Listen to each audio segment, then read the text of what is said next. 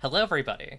It is September 9th, 2024, 6:01 p.m. EST, and you're watching the Dovecote episode 42 with Logan Timmons of Breathing Stories and Lyrical Ludology. Logan, say hello and hi and introduce yourself. Yes. Hi. Hi, everyone. It is September 10th, 8:01 a.m., where I am. But regardless, very happy to be here. Yeah, thanks for having me on. I've been wanting to, I've been watching and wanting to be on, but like the time zones have been tricky, so thanks for like moving it a little bit earlier so that I could be here. Yeah, absolutely. This is true. I mean, I've communicated this directly to folks before, but I'll say it broadly, which is if you are interested in being on the Dovecote and you're worried about the time, I will I will I will wake up at like 8 a.m. my time to do a Dovecote episode. I'm not even kidding. like I think the one with Aaron Lynn was at like 9 my time. So yeah, Oh yeah. just yeah, it's important for me that I can do stuff, do these episodes across from with people from across the world because I like Mm. doing that. Now uh I have shame, I have to say, which is that I was going to listen to an episode of Lyrical Ludology so I could ask you about it, and then I did not. I That's fair. forgot there was a lot going on. That's But fair. I have read some of your books, and I think they're wonderful. I think the one that really hooked me and was really compelling to me was Logan, the autobiographical solo lyric game. Um, Mm.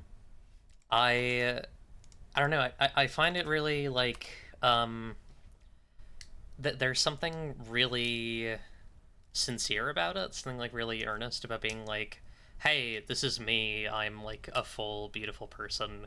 I am enough to make a game about, right? like, I think that's No. wonderful. Um, and I obviously, hadn't thought about it in that way. yeah, Thanks. it's so I get like as a person who I think sometimes worries that I'm being too self-indulgent, like uh to see a game that is like so 100% gladly self-indulgent. literally about indulging in the self in like kind of an I say that in like the least judgmental way possible. I think it's wonderful. um Mm. but I don't know, it's really great. I You made that a couple years ago, right? Yeah, actually, now that I think about it, it's wild how that time has flown. But hell yeah for self-indulgence, right? Like luxuriate in yourself. I think that's the thing that everyone should do more, obviously, Yeah. without hurting anyone else. And yeah, I hadn't really thought about it in that way, like as I was writing it or as I put it out, but I did receive a couple comments of like, "Wow, this dude's making a game just about himself." And then often followed by like, actually, it's a good game. You should check it out. But I think that kind of first thought did occur to a number of people, which is fair. Yeah. But I think like I don't know. You know, I think there are entire games that are made towards the like doing like a pastiche of an existing piece of media, uh or like a pastiche of a trip that someone went on, and I feel like why can't why can't you do that about a life? I think that's really lovely. um Hmm. and also I think like your willingness to explore um almost kind of a multiversal quality in it. I don't know how else to say it. Like a Mm. uh in playing Logan, you are like creating other lives for you. I think is really fun and really compelling. um Yeah. That was one of the sort of key drivers and motivators of making the game in the first place, is thinking about how my life could have been different if, like, because I don't think I say it explicitly in the maybe I do in the intro, but like there have been a number of moments in my life where I made seemingly small, possibly even like inconsequential decisions that then years later have led me to be where I am now, which is um would have like never happened if I hadn't made that small decision way back when. So that curiosity of like, oh, how different could my life have been, was definitely a big part of what led me to making the game and designing it in such a way that a totally different, yeah, multiverses of Logans could happen. Yeah, it's really great. It's also just it's a book like I went back through it before this. It's a book that really has some like extremely evocative language. I think the one that stuck with me is the um in the like birth section, the six or lower, where it's like you're born into a world, just not the one with your family. That's like really striking. Just I don't know. There's a very like throughout the book. There's a very kind of uh I would almost say like parallel thought process to like kind of standards in a lot of ways, and I think it really gives it a really unique voice. Hmm, thanks. Yeah. I'm also gonna bring one of my birds in. Yes. Um, and then recently you did the in terms of gaming, in terms of games, Mm. you did the was it the look at a bird jam, right? Say hi to a Say bird hi to a jam. bird, Yeah. yes. Um, Yes. which That was fantastic. I love the idea of that. I thought about doing something for that, and then I didn't get around to it. But I think that's lovely. Um, Mm. Yeah, I enjoy that we both have birds in common. yeah, we're both bird moded. I used to be called I used to be called bird allergies on the internet because I had this icon that was this like green parrot or parakeet, and it was Mm. from a website that was all about bird allergies, and so that's where I got that. Um, Mm. but Need to yeah, look that up now. The relic. yeah, I don't know if I could find that still because I think that site is like gone-ish. I still have that name Mm. on Warframe. It's kind of a and people will often be like, what's your problem with birds? Why are you anti-birds?" And I'll be like, "No, it's not being about being anti-birds. It's about awareness. It's about Mm. I'm pro birds and I'm pro bird allergy awareness." Yeah, yeah. Be pro awareness so you can be more pro birds. Yeah, exactly. Um, Yeah, I but that game jam was really, it was really great. It was the first. Well, it's not the first game jam I've run. I've run some sort of smaller ones, but it was the first one that I ran around a particular theme that I felt very close to. And it was, so why it's called Say Hi to a Bird Jam is because it's part of my sign off at the end oh of yeah, lyrical ludology. So I say what do I say? Remember to feel your feelings and say hi to a bird for me. oh that's sweet. And that's how, thanks. Yeah, that's how I sign off every episode. And it kind of caught on, which is lovely. So there's lots of bird related things happening in the lyrical ludology Discord these days.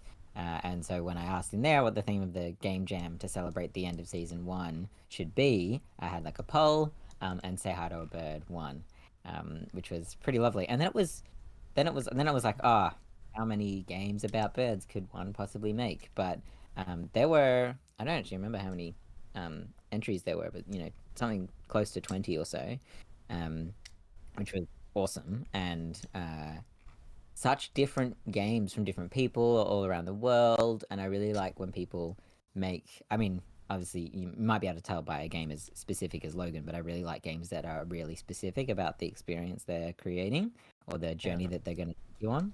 And so there were some really specific games about very specific experiences or specific birds or specific interactions, types of interactions with birds.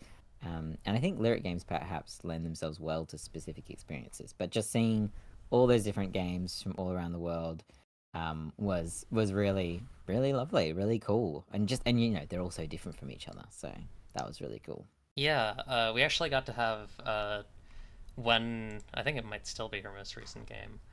We got to talk to or I, the Dovecote got to talk to Armanda about Augury, which was really Mm, lovely, which was a game made for that jam. yeah, nice. Really cool game and very cool Yeah. jam. Speaking of lyrical ludology, Why don't you sell why don't you sell my audience and unfortunately me on lyrical ludology? Great, I'll feed two birds with one scone. Yeah. Um, with that. So yes, Lyrical Ludology is my short form interview podcast, um, where I explore with a new guest every couple of episodes. I explore what even are lyric games. That I know that they're the thing that I love. I love lyric games. But there's no like unified definition of what they are, and they mean different things to different people. And I love talking about them. So Lyrical Ludology as a podcast is just an excuse to talk to cool people about what they think lyric games are, how they experience lyric games, and to give some recommendations of lyric games for listeners to check out. Yeah, each episode is like 10 to 15 minutes long. That's like my sweet spot of, of listening. So that's what I wanted to create. Um, but the way it worked is I would sit down with uh, a designer and chat for an hour and then chop each episode up into two or three different smaller episodes. That was super fun. No two designers had the same things to say. Um, some people, there were overlaps in their experience or understanding of lyric games, but everyone had something different to bring to the conversation, which was just so interesting to be part of that conversation and to kind of really like turn my brain gears and progress my thinking about not just lyric games even, but games industry, play. We covered a lot of really interesting stuff, including with Armanda, who was also a guest on that show. So if you Yeah. haven't had your Armanda fix yet, you know where you know where you can find it. Get on it. Um yeah, I really respect I think it's really cool to like try and do like short form cuz like I think that is kind of a I I say on my 2 hour show. I think that is kind of an issue with a lot of TTRPG stuff, especially like Mm, I mean actual plays is one element of this, but like more mm. broadly, like I think there's a tendency to just go for like the maximum amount of time possible, Yeah. and I think there's a lot to be said for one offs. There's a lot to be said for not one offs, but you know what I mean, like for shorter stuff, Mm. for stuff that's meant to be uh experienced and enjoyed kind of on its own. Yeah. Yeah. I mean, that's the reason I fell off watching actual plays so much is just how long they are. And there are some actual plays that are shorter or chunk their episodes into shorter shorter videos or podcast episodes, and I do appreciate those. But yeah, the length and play length as well. I feel like there's been a Mhm. turn in the like when I first started playing tabletop games, it was with Dungeons and Dragons, and my understanding at the time was like a session is 3 or 4 hours long. That's just how it goes. But actually, you can play for 2 hours or even 1 hour. So Yeah. that's like seeing that shift. And I think that's been really pushed by disabled folks. And Mhm. like many things, accessibility wise, it benefits pretty much everyone, regardless of ability. So shout out to them. Yeah, I know. Like we talked with. I've Willie Obst on the show twice at this point, and in the first episode they mentioned that their sessions are like 90 minutes, which I think is wonderful. Um, Mm, it's not like I feel like something that I've definitely noticed for myself is that the people that I play with, we have such a we have such an interest um like slow and slice of life scenes that like mm, the long like 3 hours is really good for us just because we get to get those in and like people mm, get a chance to kind of um hang out while stuff that doesn't necessarily involve them is happening. mm, But I also I think there's a lot of value in more like condensed play and more like you're gonna do 1 hour of like really great play or 2 hours of really great play. Um, but mm. That's interesting though, like yeah. the different cultures around what's expected at the table. Like if you're wanting to play for a bunch of hours and some people like aren't actively playing, but that's part of the culture, like it's okay to be on your phone or, while a different scene is happening. That can, yeah, I feel like that would make longer play more, I don't know, easeful for me if I could like dip in and out of focus in a way, because it's Yeah. sometimes having that focus for a prolonged period of time can be tricking or tiring for me. I also, yeah, I also very much agree. Like even my friend Lilith, who runs a lot of her game Euphoria 2180, um, like I used to run a lot more of it. I think it's taking a bit of a break, but when she would run it, there would be times when like, you know, it was mostly just kind of like interesting scenes between characters, and she would kind of, Mm. just listen and like, you know, dip in when like an NPC said something, or like, if there were like an environmental change, or if we're trying to go somewhere or do something. Um, Right. and I find that sort of play really compelling. I also know that like, uh, you know, the times that I brought people in who didn't really know like that mode, they were like, "Hey, can we like pick things up?" And it's like, I Mhm. mean, we could, but we're having a really nice scene where all of our characters are, like smoking weed and talking about their feelings. um, yeah, but I've also had a lot of really great like tight 1 hour, 2 hours. I don't know if I've done 1 hour. I've definitely done like 2 hours stuff that's been really compelling and Mm. satisfying. But Yeah, I think the only time I've done 1 hour was I think I've done some 1 hour stuff with Yasba's Bed and Breakfast, which is mm, kind of designed for that contained play. And I think maybe even Wonder Home did like 1 hour's worth of Wonder Home. Um, that feels yeah. doable. Mm. Mm. And Wonder Home feels like that slower pace where you don't have to like smash out your three encounters and no, no, Yeah. no, no. So the again the design of that game feels like it's that it suits 1 hour sort of vignette play.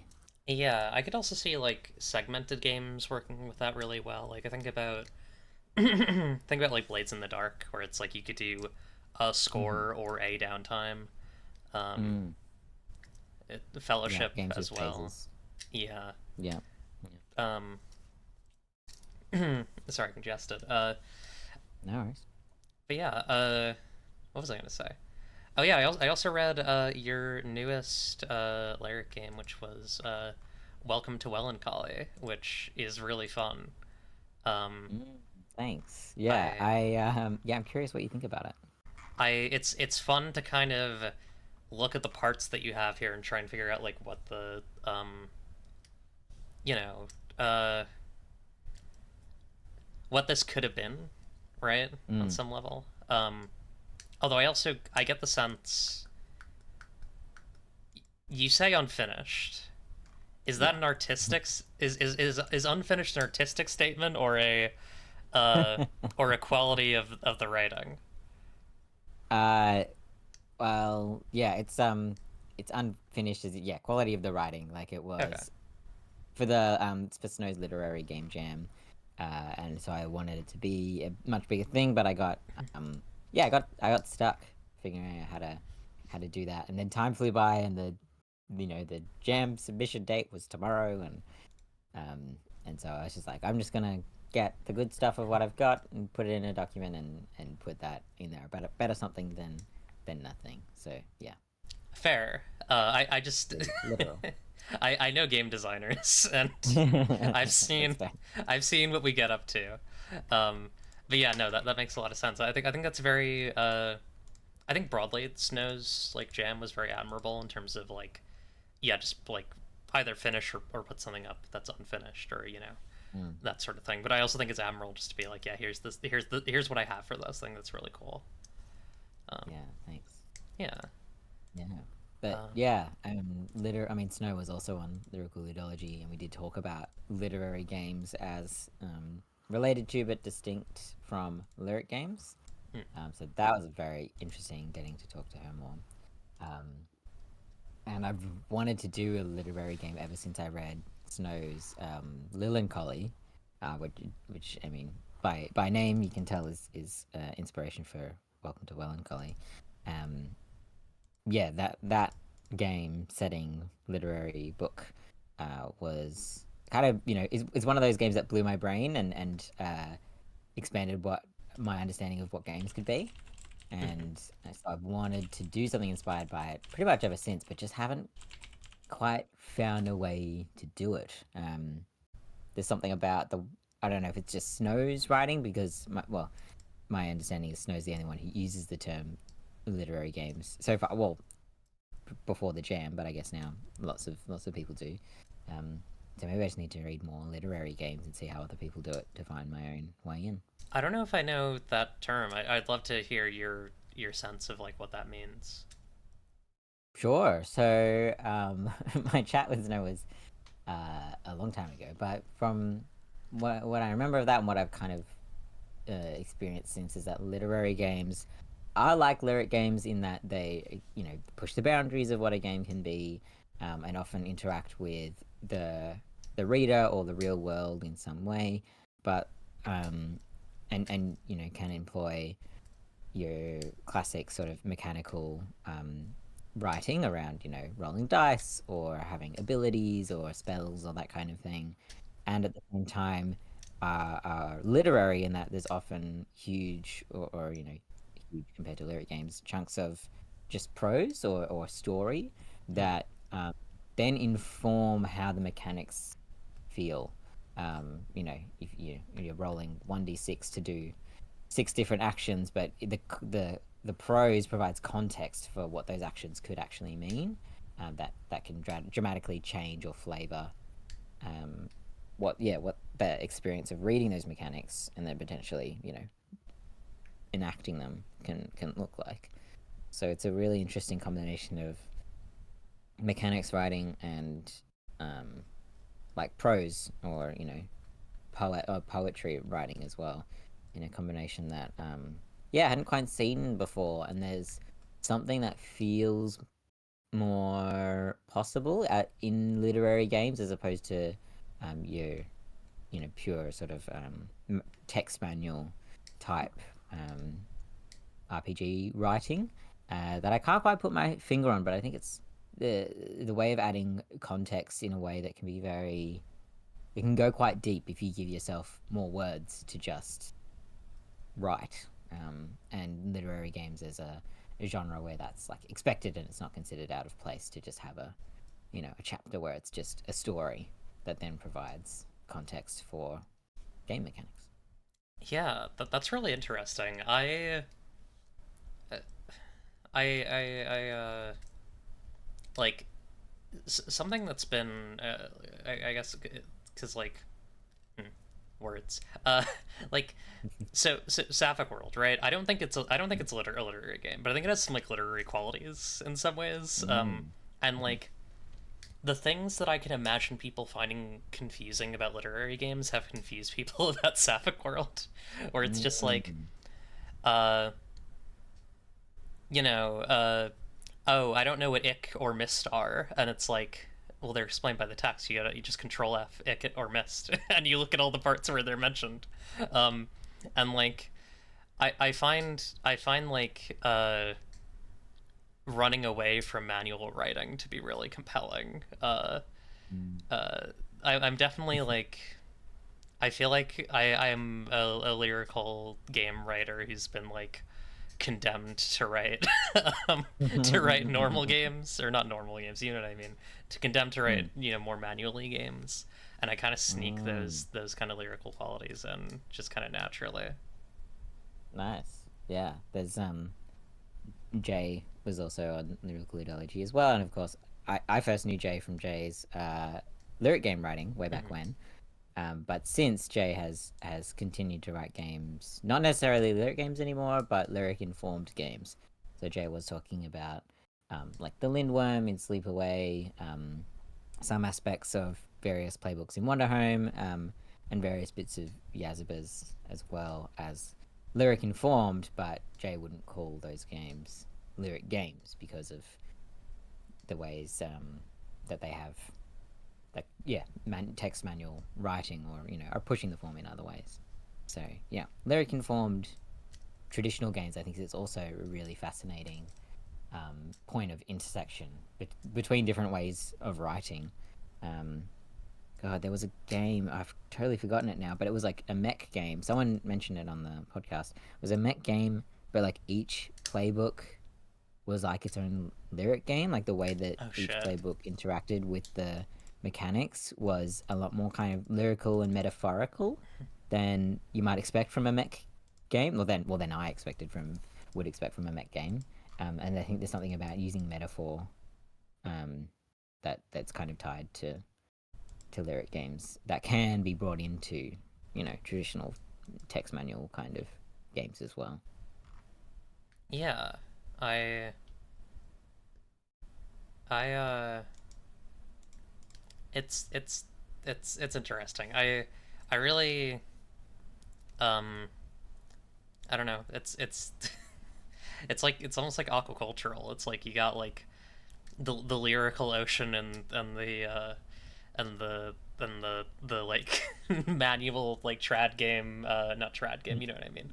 You have like Yeah. the manual game forest, and they're kind of constantly it's like an estuary almost. That's design. um yeah. The ecosystem of design. The ecosystem of design. The That's cool, actually. Yeah.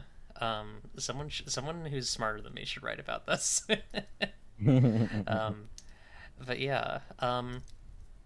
Speaking of games and gaming and games, I oh my god, my throat is so fucked right now. Okay, Oh no. I'm normal now. I'd love to hear about. Are you working on anything as we speak right now? Mm, yes, I am in fact. So I guess my main current project, which every now and then gets waylaid by jumping on game jams, is a game that's currently called A Knight's Oath. That I'll be demoing at PAX Australia next month. Um, and it's PBTA informed. And the idea is that each player will play as a knight, trained and brought up under a strict monarchy. And then every session you go out on adventures. And the main adventure mechanic is that you have the ability to learn a new skill or gain a new stat, largely by failing into it. And I guess the kind of story that I'm hoping the game can help tell is this journey from a being good at a very strict set of skills. So that they start off with fight, might, and right. So very strict, very binary way of thinking, or I guess technically a trinary with three skills. Um, and kind of coming from this strict background where right and wrong are very clear, and then going out into the world and having these adventures and interacting with fey creatures or other beings or just people from different lands, and learning that the world is a bit more complicated and that you actually have to try new things and pick up new skills and challenge that way that you've been brought up in order to grow as a individual, but also in order to interact with the world in ways that I guess are less harmful, but and also um, more useful to people outside of your background of your knightly training. So it's a game about knights, but it's also a game about challenging assumptions and challenging yourself and growth and transformation. That sounds really great. It almost kind of reminds me a bit of one of my favorite movies, The Green Knight, that released in the last couple of Mm, years, which explores like yes. similar, the chivalrous tale. I think is a really fun place to draw from. Yeah, knights are very gender to me, and I think part of this game was figuring out why, what appeals to me about knights. Yeah, I think like it's really interesting, like like Don Quixote, right, was about the dangers of being so deeply compelled by knights that you lose your grip on reality. Mm, Um, and it was kind of a critique of writing those sorts of stories in the post Renaissance when there were all of these problems that were caused by guys in armor, basically. mm, mm-hmm. Um, And so, but I also think like going back and looking at those now, like with so much distance, looking back on like chivalry stories now with so much distance from them, there is a lot to like learn, like personally, and also like I don't know, there's a certain mythical, uh, I guess, aspirationism to, as you said, very Totally, gender. totally.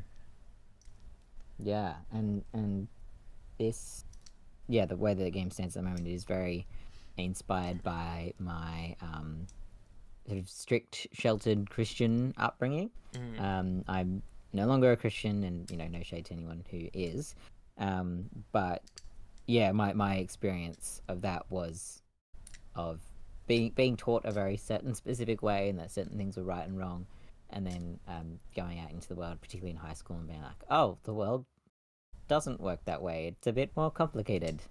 And then going on the journey to decide for myself what I wanted to believe and how I wanted to be and act and that kind of thing. So that's where that journey is coming from on my side. yeah, there's a quote in the Green Knight movie, which is what why be great when you can be good. Um, Mm. and I think that's like very uh, I don't know, that just kind of reminds me of that, like the idea of like coming to understand what is good, not from like a pedagogy, but from like in like an experiential sense. I think is really compelling, Mm. and I'm excited to read this.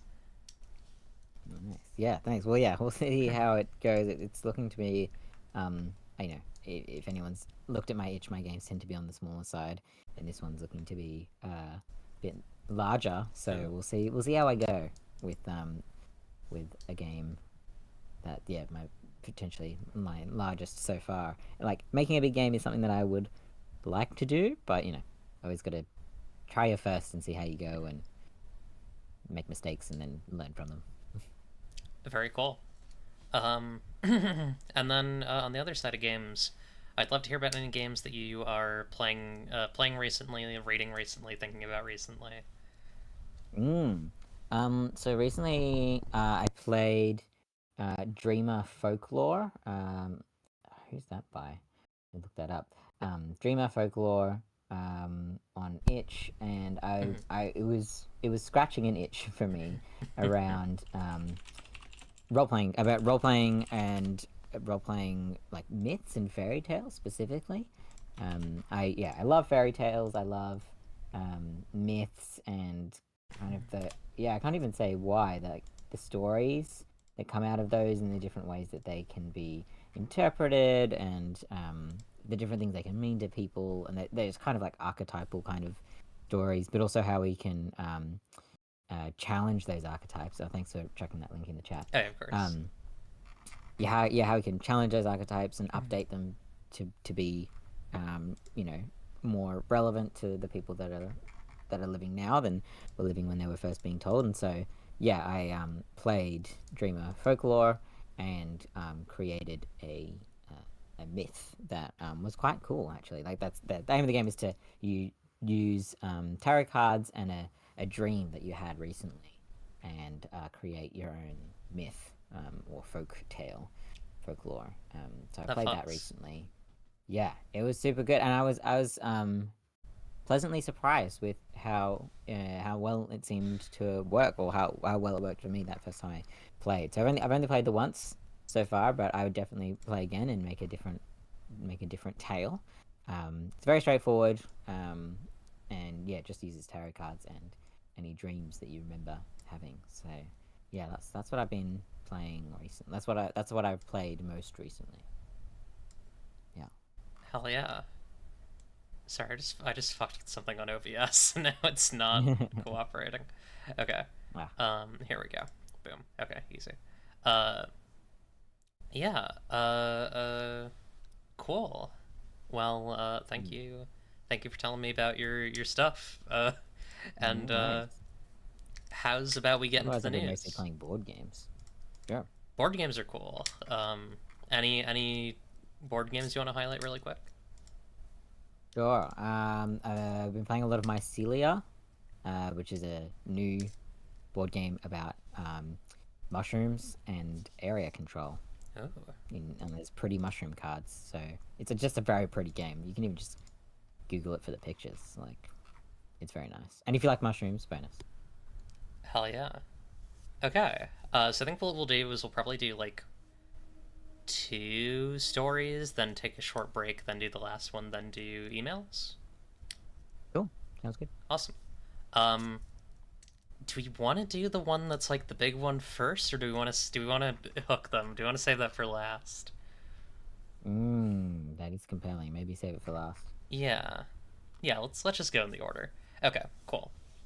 So the first thing we're going to talk about is People Make Games released a very, very interesting video essay on wargaming, and quote unquote serious games is the term that some of the folks in that video use. There were a lot of it is related to video games, obviously, because that's kind of PMG's main area. But it touched on board gaming a lot as well. Well, I don't know if it's PMG's main area. I would say like PMG touches on a lot of stuff that's not TTRPGs, I suppose. Just yeah. Yeah, includes some video gaming and some board gaming angles. One example they used was a decision-making influence war game, which had subject matter experts argue on different parties. As different parties, and then had a judge adjudicate a bonus to a roll from those arguments, which was kind of crazy for me because that was almost the way that Autopsy Feast was going to work. And I wound up not making it work that way because I thought it was not very good. So, and then I also I was like, hey, this reminds me of an article that I read recently from Rascal. That being Hamna Shahid, who is going to be important to a later story. Like all this is interconnected in really interesting ways. But Hamna Shahid's article, teacher Gs are part of the war machine, but they don't have to be. This article is really good. It includes some stuff about TTRPGs, like the influence of like guys. I'll just say names. Like the influence like guys like Anthony Joyce Rivera in TTRPGs, like these like big military guys who also have a lot of power in the space. But it also touches on like the emphasis on violent gaming as a whole as like part of TTRPGs. And I think when I read it, I was like kind of dismissive of that second part a little bit. I think. Okay. I think I came at it from like, on some level I felt like some of these things weren't like the others, but I think after watching the PMG video essay, I'm more open to that perspective that like, yeah, maybe games that are like so deeply invested and interested in violence like are adding on some level to this, right? And it's an interesting. Quinn talks about it as normalizing, like games can normalize a lot of things. But sorry, I think I cut you off. No, it's okay. Sorry, I tend to ramble in the beginning of these just to get all the deets out. But yeah. So I guess we can just kind of talk about this. I'd love to hear what you think because you had mentioned to me before we started playing or started talking that like, you have a connection to serious games. Yeah. It is a really fascinating, juicy topic. Interestingly, you mentioned the Matrix game before about where different people would act as different groups, and then a subject matter expert adjudicator would assign a bonus to a roll, and then roll that, and then that would declare the story, which is obviously very, very tabletop game. Obvious connection there. And why I raise that is because that wasn't my understanding of Matrix games. I have played a Matrix game before with a friend who used to design and run games for the military. So the Matrix game that we then played, which was Star Wars flavored, so we all played a different Star Wars faction. I don't know much about Star Wars, so I just kind of picked whoever was left over. And so the idea, there was some scenario that was presented. I don't even remember what it was. and then each player had like two red tokens and two white tokens, and one each player would take a turn saying, "Oh," as Quinn's described in the video, saying what action they wanted to do, like literally anything, and then saying, I think we had 1 to 3 reasons of why we thought it would work, and then that person would put two tokens into a bag, an opaque bag. So red Mhm. would be, I don't think this will work, and white would be, I think this will work. And so often the player who was describing it would put in white tokens, and then they'd pass it to the next person, and that person would say why they thought it would or wouldn't work, and then everyone would be secretly putting these tokens into the bag. And so that creates the randomizer, and then finally it would come back around to the initial actor, and they would pull out two tokens. And if they were both red, the action failed. If they were both white, it succeeded. And if it was one red, one white, then I think that's when the adjudicator, facilitator would, or game master would step in and kind of workshop with exactly how it sort of worked and sort of didn't. Um, so quite similar, obviously using tokens instead of dice rolling, but very conversation based. So a lot of talking about the thing before doing the thing, and that was interesting. It was in comparison to other sort of traditional quote quote tabletop games I've played.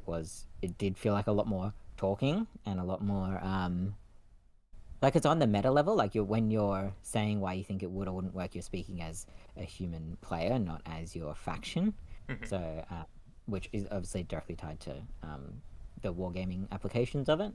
Um, so yeah, that was interesting to hear other ways of Matrix gaming, and also to sort of play one with this Star Wars layer, and to think about games applications in war and in warfare.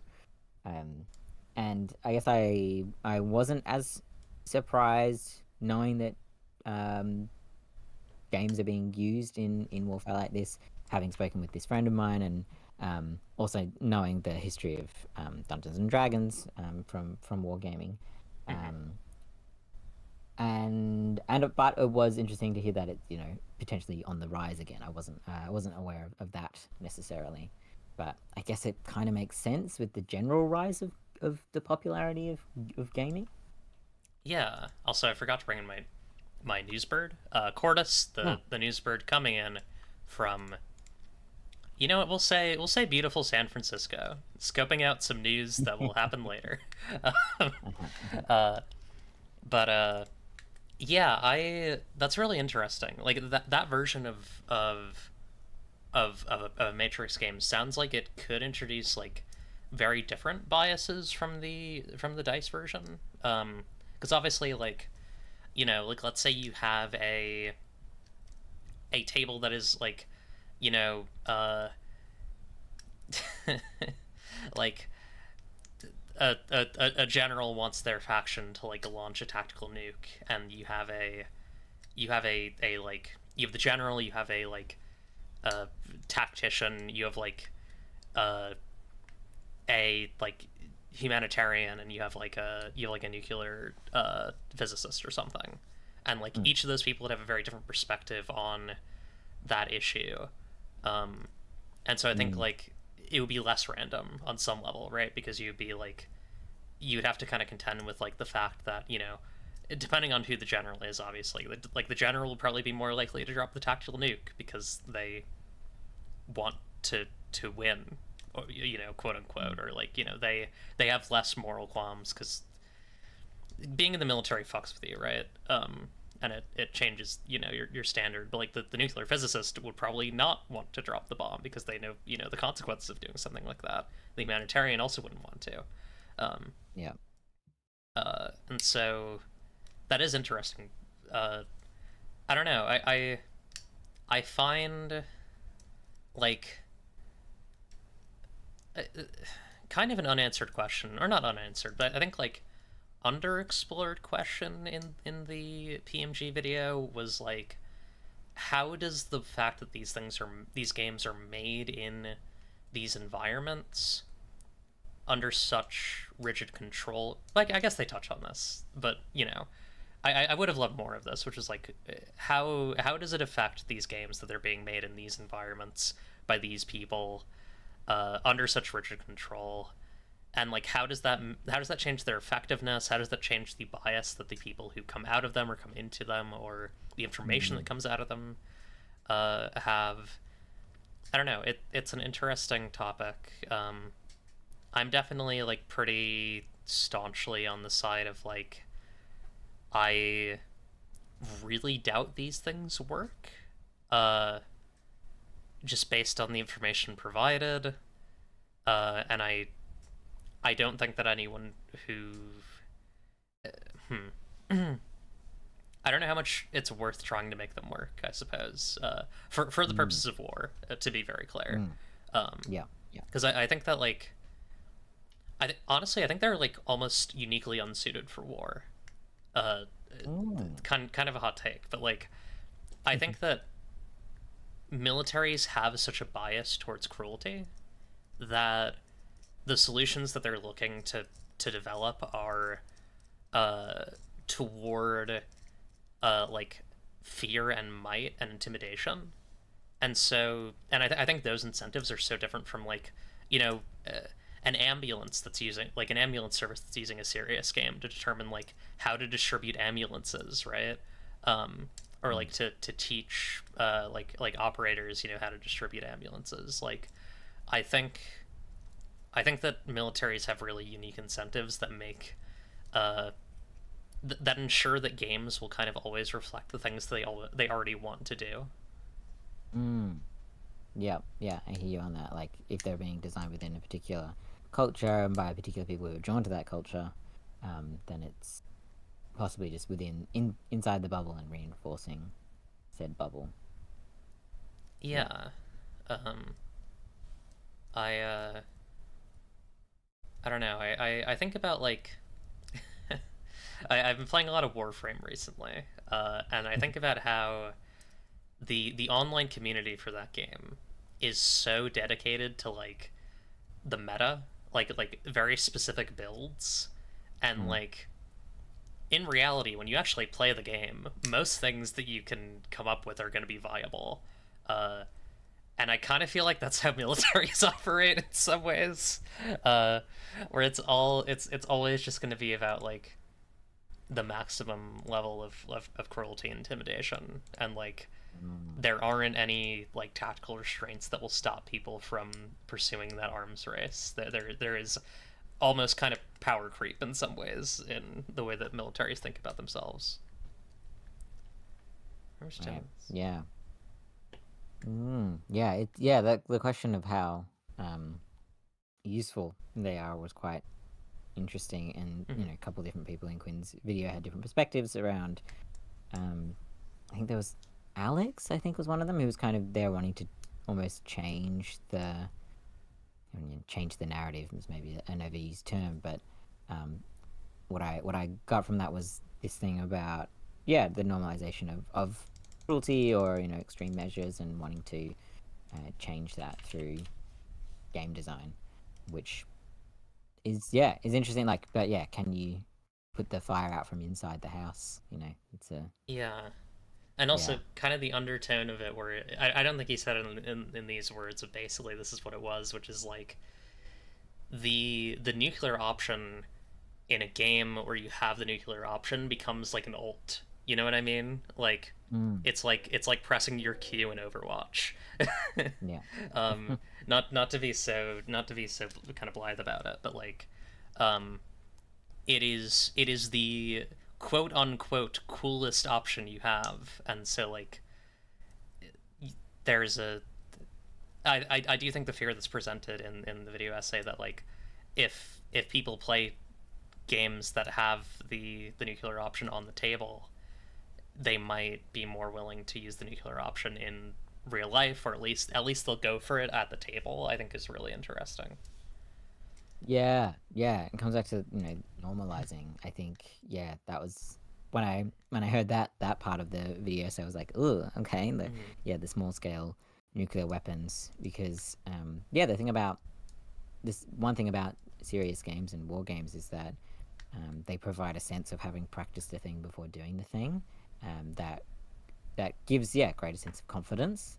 And so if people have played games where they've successfully, air quotes, used a small scale nuclear weapon to deal with such a negative term. If they've successfully used a small scale nuclear weapon to do whatever goal that they wanted to in the game, I do think that could lead to normalization and the greater likelihood of decision makers choosing to use them in real life, which is why games in war is scary, and they can be used in many places outside of war, including humanitarian aid, and also much closer to home as well, in much more positive ways.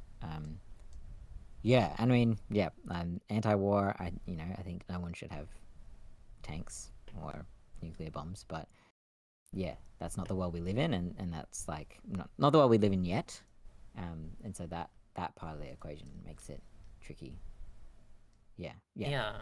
I also I think an element that I thought about, like, that I totally understand why it wasn't part of the video essay was Palestine. Like, I was thinking a lot about how if things continue as they have now, like, the next series of wars in, I think, especially the Middle East, will probably be, kind of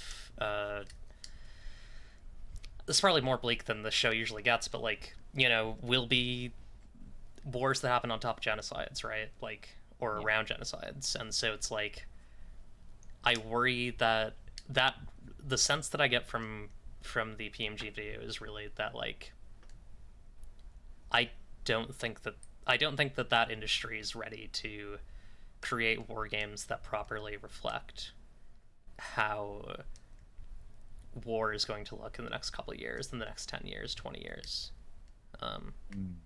And also, the interesting comment just popped in the chat there around conversation and, like, bringing in the human element of wars. I feel like a lot of war games are just about resource management and area control, and can decouple it from the actual humans whose lives are being talked about, as a way to not let people feel things, so that they don't feel bad about the various war actions that are happening.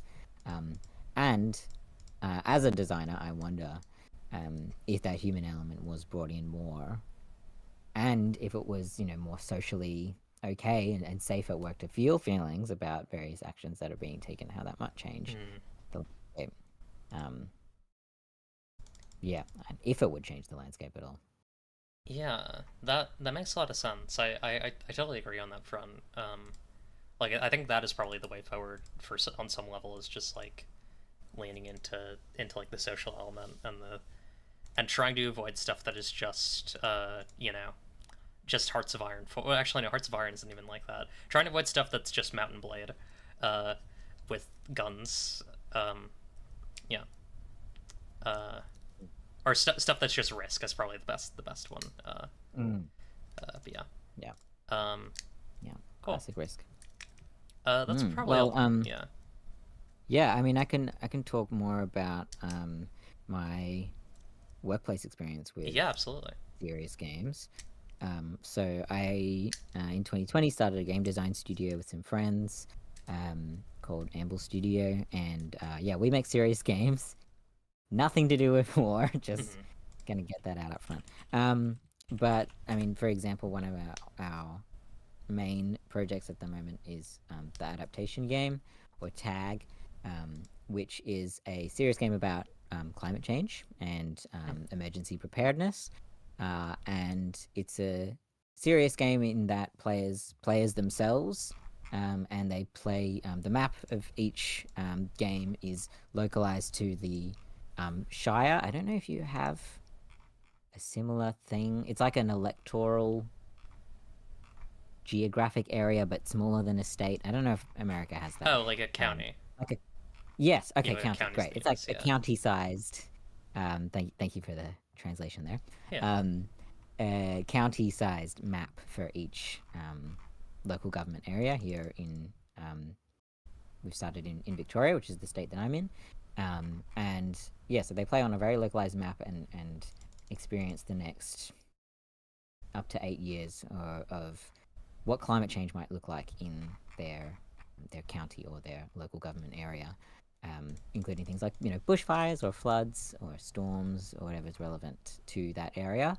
And it's part board game, part tabletop game, really, part story game, where we tell a story of what it means to live through that, and players practice taking actions, things like stocking up food in the pantry or joining a community garden or making a phone chain with their neighbors to check in on each other. And then, so they do these actions, and then we reveal whatever the major event is, and they get to test how those actions do or don't help them through that. So, and then we come out the end, and then debrief is an important part of most serious games, I would say, and talk about what was that like? What are you thinking now? What are you taking away? And the idea with Tag, the adaptation game, is to demystify what's going to happen in people's in people's backyards, and instead of being there are climate change related games out there where you kind of play as the president of America or some other great power who has policy making power, which is not true of most people. So Right. we wanted to, yeah, so wanted to really bring that home, and have a serious game where people feel at the end like they better understand what might happen to them and have a better understanding, and better motivated or feel more capable of responding in some way because they've practiced it in a game, which brings it right back around to war games. Around that's the same sort of thesis, right? People feeling more confident to do a thing because they've practiced it in a game. Yeah, that's really interesting. I appreciate you. It's really kind of convenient to have you on specifically for this topic. Kind Good of time. a happy accident. Um, but yeah, that's wonderful. I also got distracted by on your on your company's website. There's on the like profiles when you hover over any of the like images or like the photos of the directors, like it swaps to a silly little fantasy outfit version, which is really fun. Yeah. Love Yeah, we that. did a little fantasy photo shoot. That was good It's fun. very cute. Awesome.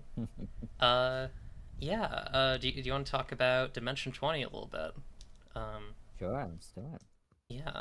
yeah. So Dimension 20 revealed that the next season that they're doing is Misfits and Magic 2, um, which is going to release alongside their like live show series, and it's been really interesting. I really liked the first Misfits and Magic, um, but I've also seen a lot of discussion in the fandom, in the uh, like years ago among the directorial staff like Orion Black and folks like that, about the the kind of the ethics of doing a Harry Potter thing now, right? Mm. Um, and this stuff does definitely look like it's going to be kind of branching out a little bit, which hopefully that's the case. I'd love for them to kind of avoid just doing more and more pastiche and parody. Um, but I guess kind of to go like historically, to kind of go in like release order. So Misfits and Magic released, and then there was this. There were a lot of criticisms that were kind of leveled at um, specifically Brenly Mulligan's character Evan Kelp kind of taking on a like main character role when there were like it was a cast of like people of color, and their characters were people of color, um, And so there was a lot of conversation about that. And then Orion Black, who is not really online anymore, um, made a big response to some of the fandom discussion about this and was basically like, hey, this was kind of an accidental thing that kind of just came from um, how this wound up happening, but in the future, like, we should probably avoid this. Um, and and it was definitely interesting. And then now we kind of have conversations about doing this thing in 2024. Mm. And I guess, like, if people want my take, which I tend to give on this show, um, I hmm, I understand people being really. There are elements of it that I understand, elements of it that I don't. Um, I think I want to wait and see to see what the show is going to be like, to really get too upset. But I do really think that Dropout needs to, like, find a way to have trans femmes on their shows and, like, not just hide behind the fact that they have a bunch of drag queens on, um, and get Mm. actual trans women on, because it's really starting to show, in a way Mm. that's kind of brutal. Um, and I think the other element of it is, the part that I don't get is people being like, we shouldn't bring up Harry Potter. We shouldn't bring up criticisms of Harry Potter in 2024. And I'm like, I think there are really interesting things to still be said about it, unfortunately. Um, because I think that the prevailing take about Harry Potter right now is that they are, among like kind of allies, right? And I think even some trans folks is like, oh, they're great books, but J.K. is a piece of shit, and it's like, leans in a bit. They're great. They're not great books, and they're not great books in really weird ways. Like, Mm. uh, I don't see people talking about, like, J.K.'s obsession with, like, film noir and how that, like, completely consumes the latter half of the series. Like, there are interesting things to be said about the series of books, and I think that people, like, being dismissive of that are kind of missing the forest for the trees a little bit. Um, Right. I mean, yeah, I hear that, and yeah, I mean, we can talk about a well loved. I mean, it was a very well loved series, and obviously movies and etc. etc. I guess personally speaking, as a trans person as well, like the whole JK being a massive turf thing, did turn me off. Like it mhm. turned me off pretty hard on Harry Potter, and there was a game, etc. And I personally, I'm at the point where I like kind of never want to hear about Harry Potter again. And For like, sure. I don't know, I don't know if that's just part of like the grieving process. Like, um, yeah, like the kind of sheltering, shutting off. I think is often part of grief. Um, yeah, that's where I'm at, and I hear critique and literary critique can be like super fun, but I'm also like, they've had the spot. This series had a huge time in the limelight, um, and I'm like ready for it to be over now. But that's just me.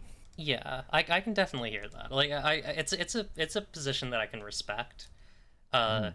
I guess the thing that I find more annoying is, like, people who are like, don't talk about it. Like, the very, like, hard line, I think, is kind of frustrating to me. Mhm. Uh, Yeah, like no one should really be telling anyone else what to do unless it's actively harming anyone else. So. yeah, but I do think, like, I don't want. I, I would really love it if the second season of this dropout show did not touch anything Harry Potter-ish, or, like, really, really Mm. kind of dipped away from that. Um, Yeah. Yeah. because, yeah, in 2024, I don't necessarily know if we need this. I don't know if this is what we've necessarily been, hooting and hollering for. Um, I'm actually going to recommend folks, if people are interested in, like, a really good critique of uh Harry Potter that does everything that it needs to, and, like, goes in depth on the books and the culture surrounding them, Shrieking Shack is really good. Um, two queer folks, one of them a trans femme, talking about the books and the movies, and like talking about them from a very like as like lapsed fans who were kind of thrown off way earlier than a lot of other people were, like thrown off like when the seventh book came out because it was bad. um, uh, they have a really interesting like read of the books, and I highly recommend that. But yeah, that's all I have to say about that. I'm kind of holding my breath. I'm curious to see how it winds up, and yeah. Yeah, that you make a good point though around trans femme guests. Like,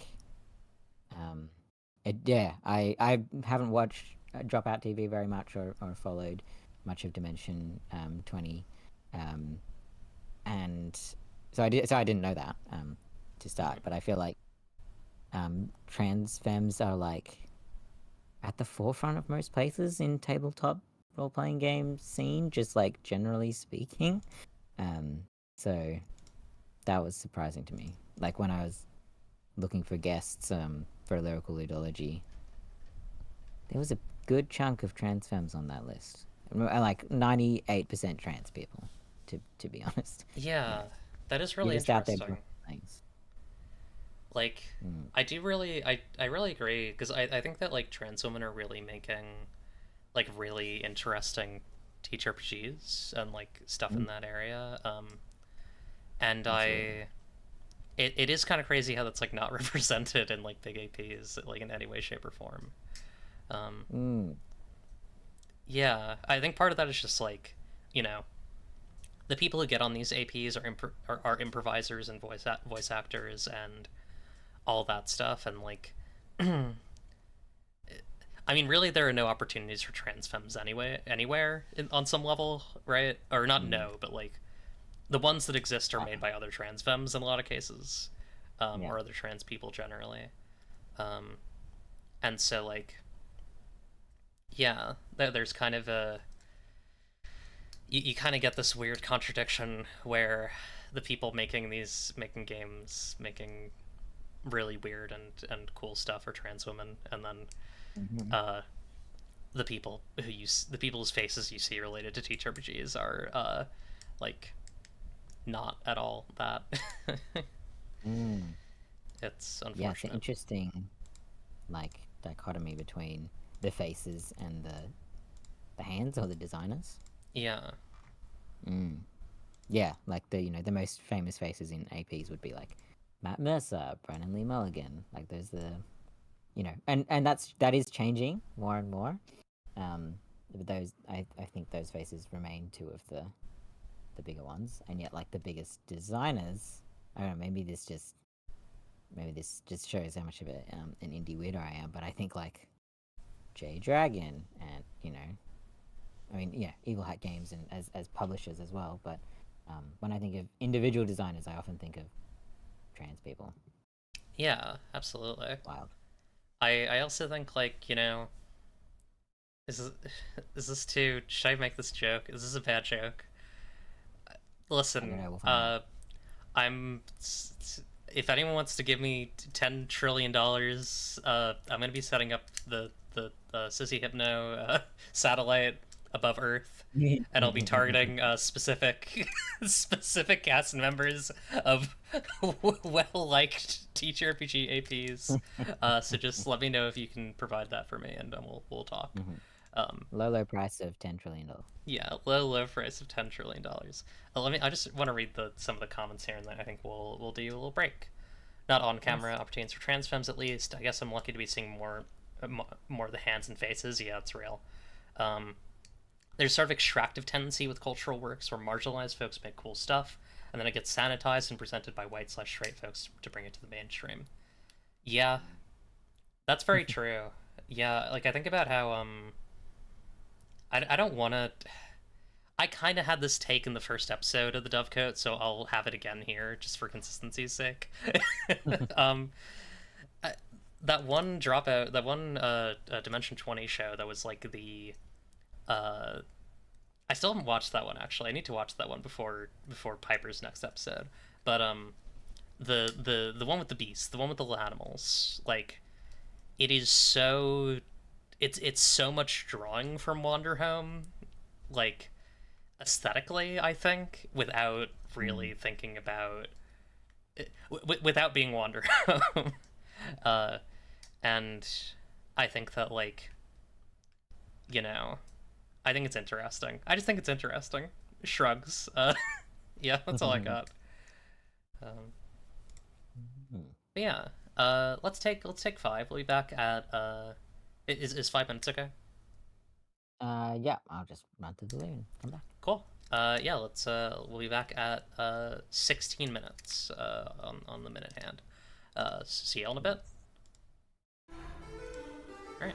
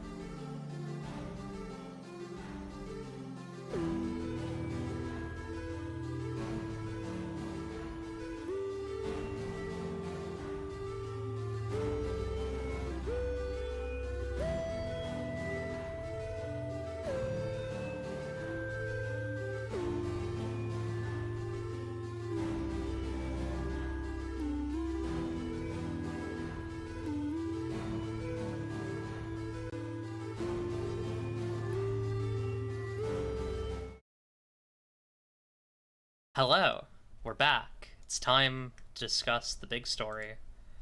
Uh, I mean, it's not really. I mean, it is big, but it's not really that exciting. I mean, it's more frustrating than anything.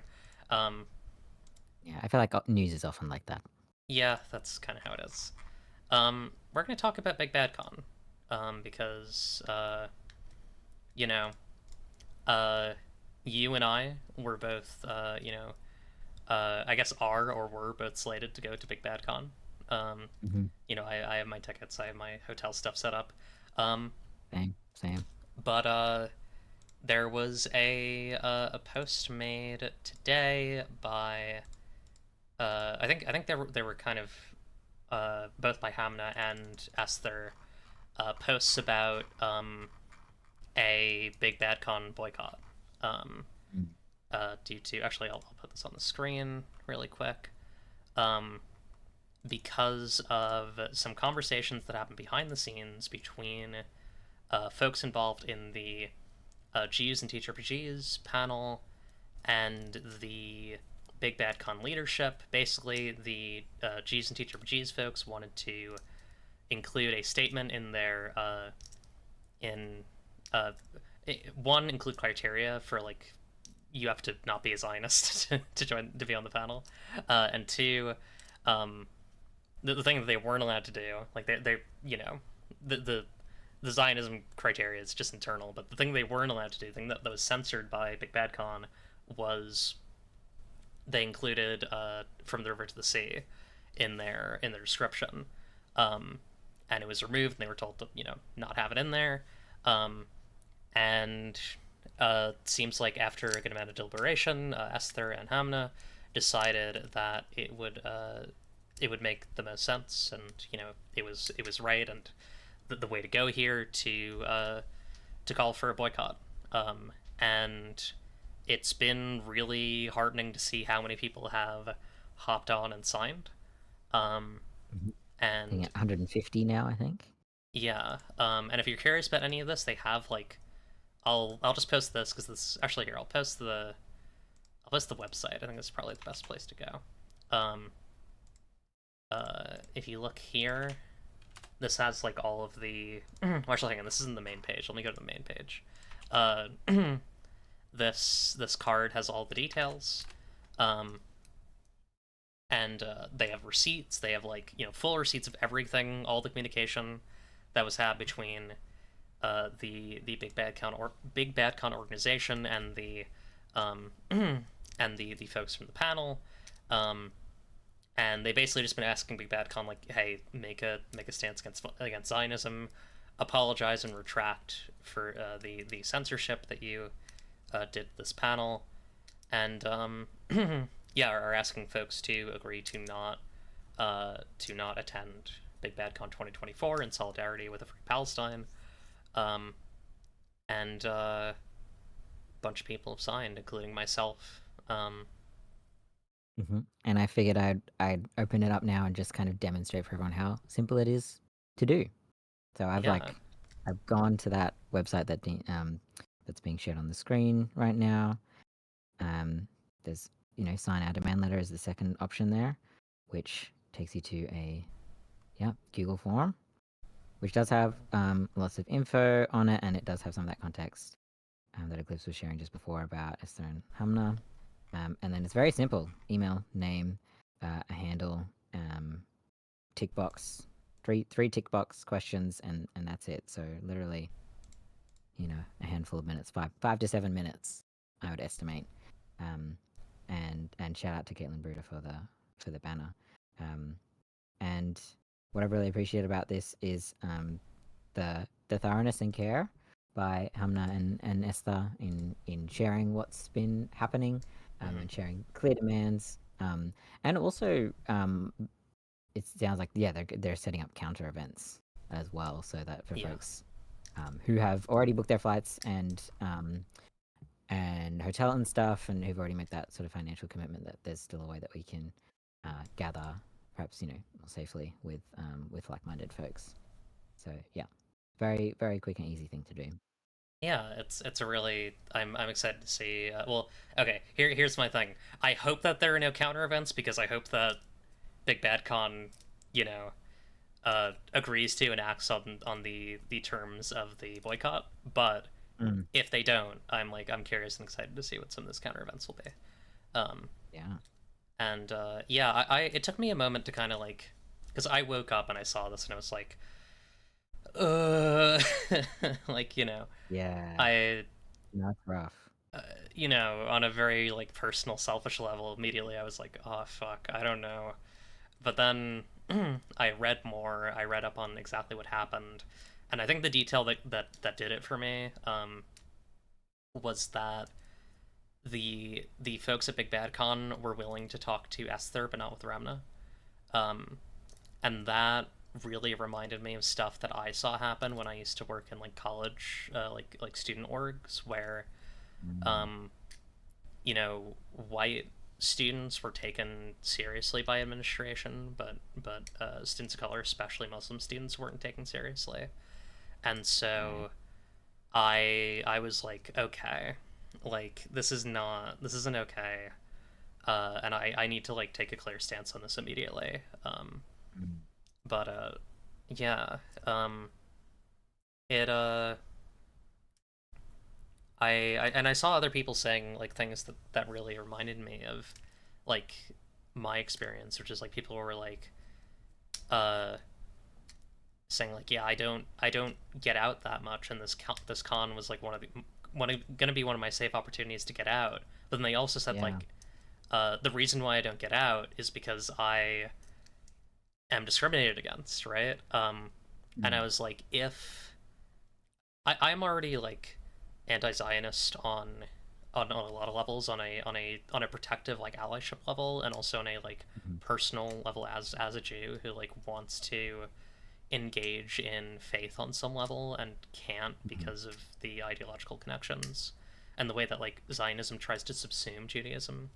Um, mm, and I I thought about it from that angle, but I also thought about like, if what if Big Bad Con were like doing something that was transphobic, right? And like the reason why I don't get out much is because of transphobia, and I was like, I would be having a similar thought process to this person. mm, um, and so yeah, I think that it's important that like we use our voices, that we engage in solidarity, and that I don't know, it's not always about you, and it kind of took me the morning to like think that through and like really come to that, but I'm glad that I did. Because I think I was being a little stupid about it. I also didn't post about it. That's the other thing. Keep that shit to yourself. Like, if you're processing a thing and you're like deciding which side you want to be on, or not really, quote unquote which side, like uh how you want to deal with the fact that there's a boycott for something that you want to do, right? uh Shut up and think about it for a bit. Is my big mm. advice for that. But yeah. Mm. Yeah, yeah. And I know Big Bad's known for being the con that's very accessible and very very queer and marginalized. A lot of marginalized people feel safest there at that con versus other cons, um, and that should extend to Arabs and Palestinians and um, non-Zionist Jews as well. Um, and yeah, I know Big Bad, they did put out a little statement, or basically a statement that says we will put out a statement. Hmm. Yeah. Yeah, so it'll be interesting to see how that develops, and because there's a lot of history of non-apology apologies in the history of apologies, sadly, Yeah, especially unfortunately. uh, on social media. So it'll be interesting to see where it goes from there. And yeah, the reasoning that kind of comes out behind that. Um, yeah, Yeah, yeah, thus and far, what it means for the con going on. what we And have is, first and foremost, we support the right to protest and will continue to do so. We're actively. Sorry, I need to try and not read this in the way that I'm reading it right now. Because I was reading in a way that was really incredulous. Uh, okay. First and foremost, we support the right to protest and will continue to do so. We're actively listening to the feedback from boycott organizers and members of the community. We commit to collaborating with community representatives and marginalized identities to strengthen and improve our support. We are currently identifying concrete and actionable next steps. Once we've formalized these processes, we will share them publicly before the convention. Sincerely, the Big Bad Con community coordinators. I've seen a lot of people say this is kind of nothing, and I agree. Like, as you said, this is them saying that this is them stating that they're going to make a statement. But I mean, at least it does signal that like something might come out of this. We'll see. Yeah, yeah. Well, yeah. I mean, there's still like a month left, or still a month, only a month. It can feel different depending on where. But yeah, hopefully something shifts in that time. Yeah, I really feel like I really hope they don't think that they can get away with this and or I think they need to understand they can't get away with not apologizing for what they've already done, right? Like that's a big other part of this is they need to going forward make a statement and make and kind of remove the censorship. But I do also think they need to be like apologetic to Hamna and Esther and like the folks from that panel, and broadly try and like fix their behavior before they try and move forward on anything. Currently identifying concrete and actual next steps. If only someone made a website laying out those very things. Yeah, exactly. Like they're very reasonable demands is the thing. Literally. Yeah, I mean, I feel like what that's code for is like getting permission to do those steps from whoever the decision makers are, or whoever is holding that power. The demands are make a public value statement indicating that Big Bad Con is an anti-Zionist space. The statement cannot equivocate both sides, but rather must stand firmly for the decolonization of Palestine. Allow all events to include anti-Zionist language in the programming, including event descriptions. Commit to consulting with Palestinians, Arabs, Muslims, and anti-Zionist Jews within the teacher of G-Space to determine what actions the community would like to see from Big Bad Con in supporting them/us in 2025 and beyond. Really, really simple. For 2024, so yeah, it's quite yeah. Only 1 and 2 are in 2024. So 3 is just commit to do this in 2025. So really, really achievable. Like bottom, like the floor has never been lower. Really, really achievable things. Because like to me this is achievable because I come at the occupation and the genocide from a comparative perspective, right? Like you wouldn't equivocate about the Holocaust, right? You wouldn't equivocate about like Rhodesia. Like there are all these places that you would not equivocate about, all these events that you would not equivocate about, and so like why are you equivocating? Why would you equivocate or be nervous about making a statement about this now, except for like, if you claim to be doing praxis and to be doing progressivism and all these things, then the bare minimum is say that like genocide is bad, and that it's happening. That's a really, really low bar. Yeah. Like, pretty sure that is a not problematic statement. Yeah. Genocide bad. Yeah. Genocide bad. It's pretty straightforward. So easy. But Eclipse, they don't want people to yell at them on the internet. Here's the thing. Here's the other thing about this, which is like an element. I was talking to a friend who I won't dox who they are because they're a tabletop person. They were like, the other thing about this is it's such an unforced error. Like their fear is like if they had allowed these panel folks to include this message in their panel description, it would have been like picked up by Zionists and they would have like harassed the convention. I think Zionists are too myopic to do that. Right. I would honestly suspect instead that it would have gone completely under the radar. No one would have cared. No one would have said anything. And instead, now they basically created the problem they were afraid of, because they they have to make a statement, because like, if I'm just looking at this from like a PR perspective, right? They have to make a statement because the boycott folks are expecting that, and that's like, a lot of events are not going to happen if they don't make that statement at this point. I would say, just Mm. looking at comparing the events that I've seen listed with the signees on here, um, Mhm. and also, like, if they when they put out that statement, they are probably going to get the Zionist harassment that they were worried about. Uh, Unfortunately, it's probably not going to be as much as they assume, but people are going to start yelling at them because it's really public now, because Mm. they let it get that bad. And I think, just from a PR perspective, I think this was really, like, every part of this on the part of Big Bad Con was extremely bullheaded and pretty stupid, frankly. Yeah, yeah. Strange. But Yeah. yeah, I guess that's all. Yeah, it'll be again, that's why I'm really curious as to why the sequence of events as shared in the email, the transcripts of the emails in this same document. Yeah, why things turned out that way and certain people were in and then off email threads and um yeah, what all that's about. And yeah, I'm sure there's lots of uh, turmoil like going on within the Big Bad Yeah. organization team right now, and it sounds like from what I read of the emails that there's sort of people on in air quotes here, like both sides about how to proceed.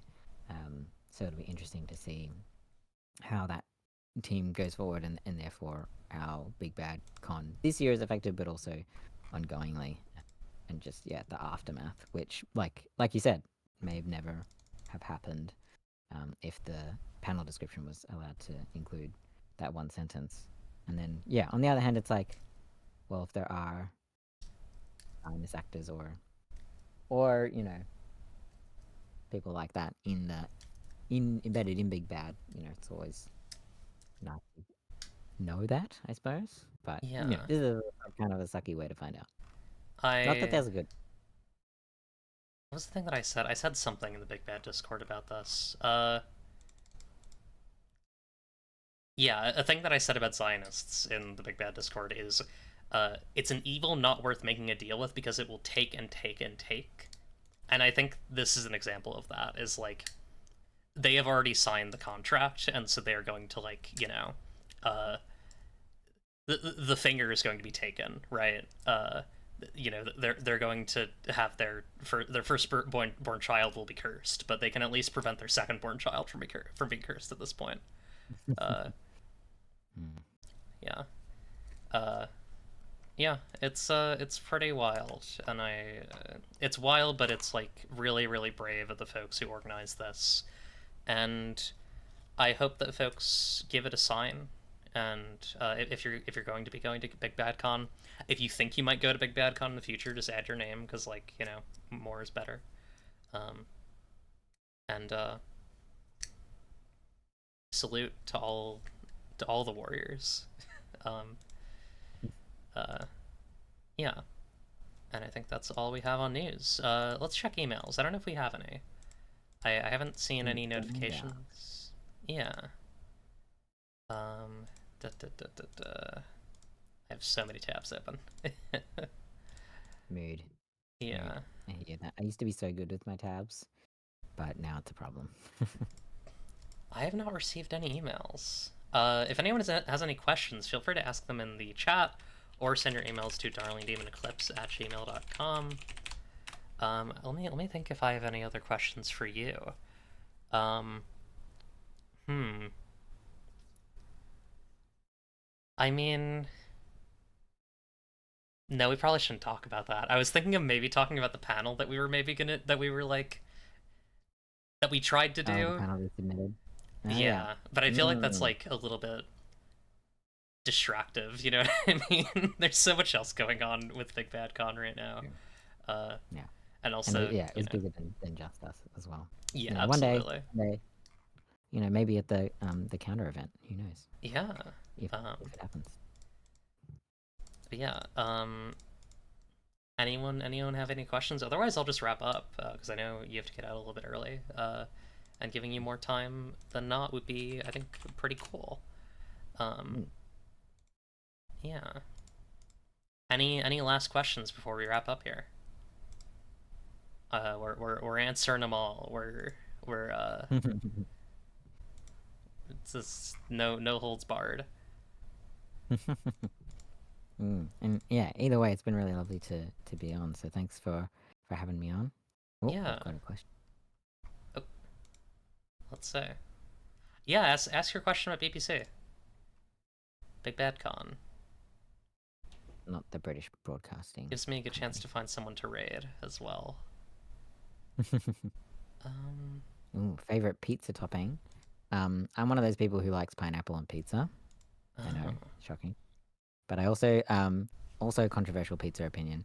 I've had pizzas with rosemary and potatoes ooh, on them. yum. Yeah, I just love potato, just generally across the board. So yeah, potato. Pretty cool. Um, my favorite pizza topping is probably I like either. There's a pizza place that does fried chicken topping, but Mm, it's very expensive near me. okay. But I when I'm not getting that, like sausage or meatball are usually mine. I like a meat. I like a little bit of meat. Hmm. Our question about BBC is what do you think about what do you think about the trend of BBC moving towards being a professional or networking event versus being a hobby slash practice oriented event? I mean, I think that's true about cons as a whole, at least from what I've heard recently. Interesting. Well, I've never. This is going to be my first time going to Yes. America at all, let alone an American con. Yeah, if I end up going to Big Bad Con. In Australia, at least, they're very hobby based. The ones that I've gone to, there and there are separate sort of networking cons or networking events. So from that perspective, having a con that seems, yeah, not quite half half. I mean, there's definitely there's games that you can play, and then there's also the networking element. That's really interesting to me, coming from the context that I'm coming from, and I think I like the sound of the mix of hobbyists and professionals, and that it's you get playtime, but also interesting conversation, and for people who are interested in that in career progression, that's also available kind of all in one space, and that it kind of mixes and flows with like serious business and like fun play, and that it doesn't have to all be one or the other, and that two friends, like one who's like itching for their career to progress, and another friend who's like just here for the games, can go to the same con together still, and both have a good time. Like, I think that's interesting. And I have again not been to any American cons or Big Bad, so I haven't actually experienced it. So I'm curious to see what that would be like. So Yeah. my it was mainly curiosity. I went to PAX U and it was very much a mix as well. It was very much a mix of networking and just vibing and playing. Um, Hmm. I I don't know. For me, this is probably a very naive position, and I think it also kind of comes from like the sort of stuff that I make. Um, Mhm. a for me uh hmm, a networking environment isn't like so dour, I guess, because it's like, oh, these are more freaks for me to like make cool stuff with. Yeah. And not really like, oh, these are people for me to like get a full-time job from or like have big Mm. business partnerships with. Mhm. But I also do definitely hear what you mean there. I don't know. I'm in a good place right now where I don't make enough money off my games to be like this is a job, but I make Yeah. enough where it's Yeah. like this is a hobby that I can like make a little bit of money off of, and so it's complicated. But like I'm kind of okay with with where American cons are right now for the most part, from what I've seen. Nice. They're good spaces for me personally to do my stuff, but I do definitely understand the concern that I might be shifting in a bit of a business brained direction. Yeah. And I hope there will always be cons where it's just people playing fun games together, because there's, you know, it can be like the hardest part of tabletop games is finding a group to play tabletop games with, and aligning the schedules. So if we all have an event that we're all going to, that can make that easier. Yeah. Okay. Well, thank you so much for being on, Logan. Is there anything else you want to promote before you hop off?